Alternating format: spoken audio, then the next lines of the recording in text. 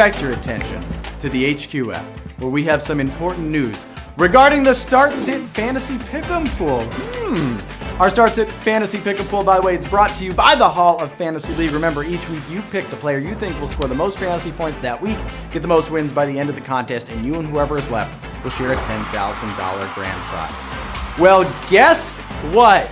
We have reached the end of the contest, folks. This is the final week of the Start Sit Fantasy Pick'em Pool, and it is getting tight. Marry Me Priebus and KP Dowd, you're in the driver's seat at 13 wins. But don't kneel the ball. You can't run out the clock. We got a few people at 12 wins, and then we got a bunch more at 11. By the way, Eugene Bion, I know you're out there. One of the great HQDs out there. He's talking on Twitter. I don't know that much about sports. I'm just having fun out here. Eugene, you're at 11 wins. You're 2 away. You're still right in it, as are so many others of you with 11 wins. That $10,000 prize is right there. And part of the reason it's right there is for the third straight week, we're giving you 2 pick'ems, 2 different games, 2 opportunities. Last week, it was Josh Allen getting past Lamar Jackson. And Tom Brady finally beat Drew Brees.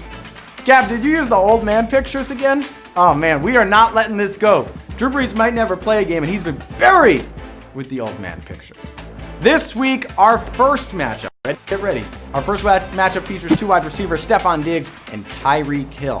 And that poll's gonna go now. All right, 2 of the best wide receivers in the game going head to head. We don't know if Patrick Mahomes is gonna play. We don't know if it's gonna be Chad Henne. We know Josh Allen will be on the other side for Buffalo. And let's see if you guys, I want to see if you guys believe in Mahomes. You don't really. You don't think he's going to play. You got Stephon Diggs in there at 55%. Pretty tight, 55-45. Let's go to our final pick'em of this entire season. We're going to finish, we're not messing around here. We're going to finish with 2 GOATs, Tom Brady, Aaron Rodgers. They're both going to Canton one day. They're each 37 and older. They're playing in the NFC Championship game. We're going to call this on HQ. Ready? Hut, hut. HQ. That's the last time I'm going to yell, ready, ready. It's the last time I get a slight chuckle out of Gab every time I yell, ready. All right, Brady or Rodgers, who do you got? Which old guy you going with? The other 2 are much younger. Aaron Rodgers, 62%. The youthful 37-year-old is who you're going to. Not as close. Pressure's on you, Aaron. All right, now let's do that trivia. I'm going to ask you 10 questions about the NFL in this past week in fantasy football. All questions, they're powered by our friends at Sport Radar. Thank you for that. If you get all questions right, you and whoever is left will split the prize pot tonight of $2,500. For the Lions fans out there, that's Dan Campbell! Type of head coaching money, 6 years. Get ready for kickoff. Did everyone see that? That press conference was crazy. Guy was talking about knocking kneecaps from the opposing team. We don't threaten on this show, all right? We just go to Q1. Get all these questions right. Q1, what city has hosted a conference championship game the last 3 consecutive seasons? Green Bay, Buffalo, or Kansas City? I mean, we got cheese, we got wings, we got barbecue, and I'll tell you this, anything is possible. After Patrick Mahomes went down last week, it looked like the Browns, they play in Cleveland, might upset the Chiefs, but Casey held strong, and they will now host their 3rd straight AFC championship game, 17,155. You knew that in the back of your brain. By the way, here's how about this? The last team to do that, 3 straight conference championship games, hosting the Philadelphia Eagles, 2002 to 2004, their head coach, Andy Reid, head coach of the Chiefs. Let's move on to Q2. Which of these teams plays its home games in New York State? The Buffalo Bills, the New York Jets, or the New York Giants? And I will tell you this, folks. In all the episodes that we've done this fall of Hall of Trivia, this is my favorite question. I wanted to make it Q1. They thought it was too hard. The producers wanted this as Q2. All right? I'm from New York. I know the answer to this. While the Giants and Jets represent New York City, they actually play their home games across the river at the Meadowlands in East Rutherford, New Jersey. Buffalo is in New York State. I'm so excited to see how many of you got this right. 16,215. They can't be fooled, Gab. I mean, come on. These people are pros out here. Yes, the Buffalo Bills play in the state of New York. The Jets and Giants play in the Garden State. Jets once upon a time played in Shea Stadium, home of the Mets. Giants played in Yankee Stadium, home of the Yankees. Q3. Last weekend, Bills fans donated hundreds of thousands of dollars to what player's favorite charity? Jim Kelly, Patrick Mahomes, or Lamar Jackson? So we got an OG in there. We got two younger lads. Lamar had to leave the game due to a concussion protocol while playing the Bills, and the Bills eliminated his Ravens. Afterward, Bills Mafia has raised, at this point, over $450,000 for blessings in a backpack, a charity that provides meals for hungry kids, and it's promoted by Lamar Jackson. All right, that's some great sportsmanship and good work, 13,411 of you. Some of you were thinking about Jim Kelly, the former Bills quarterback back in the day. Great guy, does great things, wasn't the answer here. Q4. JJ and TJ Watt have led the NFL in sacks in which other defensive category? Forced fumbles, interceptions, or tackles? If you haven't caught on, they play defense. As an NFL QB, you don't want to see the name Watt coming at you. TJ Watt was this year's sack leader a year after leading the league in forced fumbles. JJ has 2 sack titles and caused the most fumbles in 2018. Which means forced fumbles is the answer, 9,769 of you. By the way, they've both led the league in tackles for loss, but not tackles like 3,357 of you said. I'm sorry. You can use an extra life if you got it, though. We're only on Q5. Which team had 2 players go for over 100 receiving yards last weekend? The Bills, the Browns, or the Chiefs? It means quarterback throwing to the guys who pass the ball, and enough of them caught the ball more than 100 yards, if that's a complete sentence. You might have thought we were trying to trick you, right? Was it Stephon Diggs and someone on the Bills? Or did Baker Mayfield feed his receivers in the comeback attempt against the Chiefs? No, it was the Chiefs. We weren't trying to make you overthink, and 6,511 of you got that right. But 4 digits in every answer, so people were thinking about it. That was a little bit of a toughie. We're packing. This is playoffs. Q5. All right, we're halfway through this game, folks. All right, I hope no one has to go to the medical tent or needs to pop that up at halftime here. I asked you on Twitter, what TV network should broadcast an NFL playoff game next year, and who do you want to commentate it? You all probably saw that Nickelodeon game in the wild card round. There were some great answers for this, but these are my favorite. Insert cute name. Says Guy Fieri on the Food Network while cooking up some tailgating chow.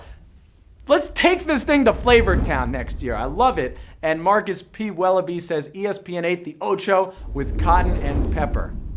That is, I like that one too. It's a bold strategy, but we'll see if it pays off for them next year. Also, a lot of Snoop Dogs out there. Shout out to those. Q6.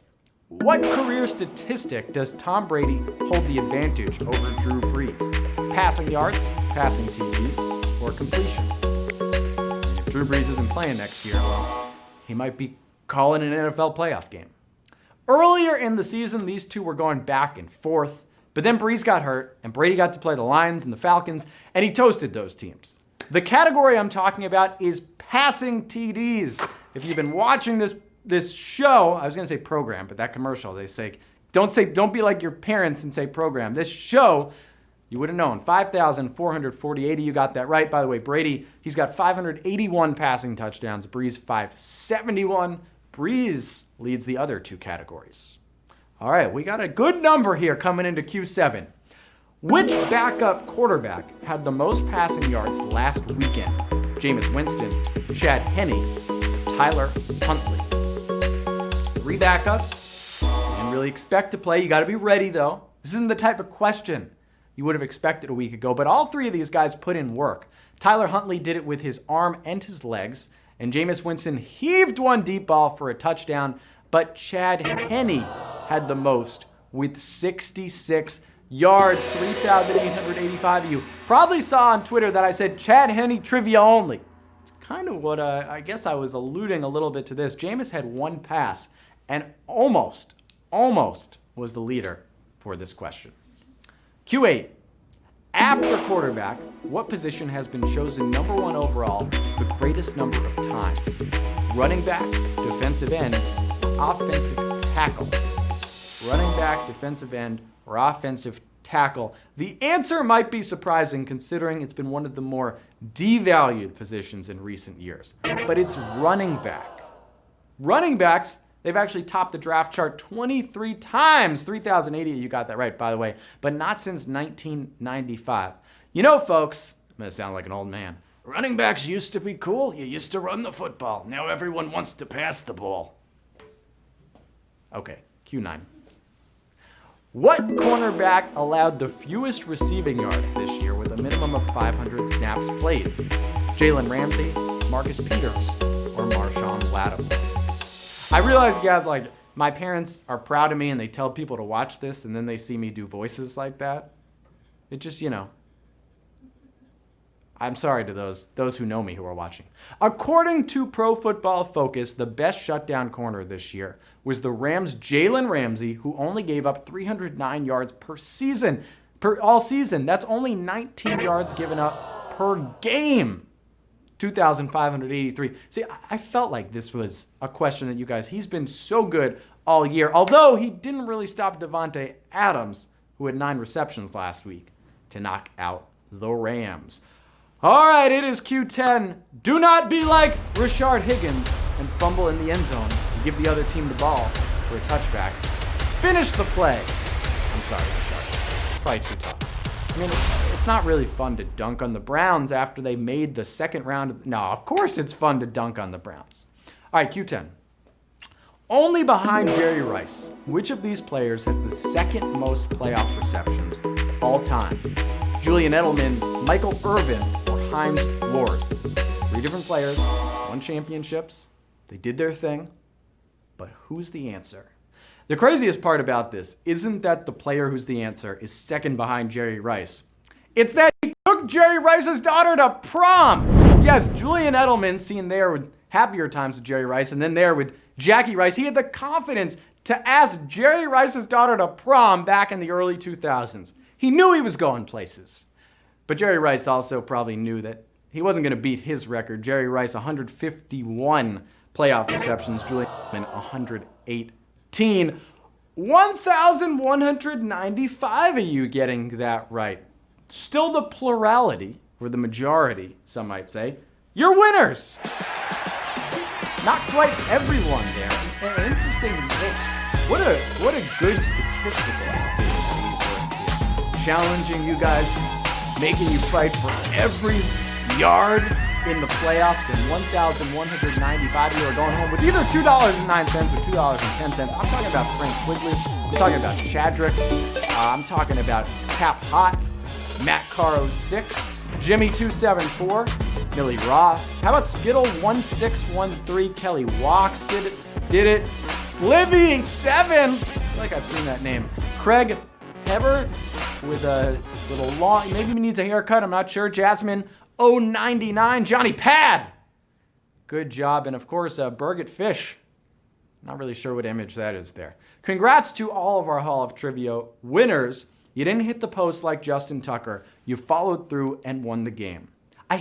There's a part of me that hates dunking on Justin Tucker, who basically makes every kick. But no one is safe on Hall of Trivia. You mess up, and you might get made fun of. We play Hall of Trivia every Thursday at 8 p.m. Eastern Time, even in the playoffs, like this. So pay close attention to all that goes down in the football and fantasy week. For more news and information on the Hall of Trivia, there it is. Follow us on social at HQ Sports or at the HOF. That is the Hall of Fantasy League. As always, a special thanks to our sponsors, the Hall of Fantasy League and the Hall of Fame Resort and Entertainment Company. I have been your host, Jeff Eisenband. I'll be watching football on Sunday if you want to hit me up there at Jeff Eisenband. Until next time, have the best fantasy version of your week. Score some touchdowns. Please don't get vultured. See you soon.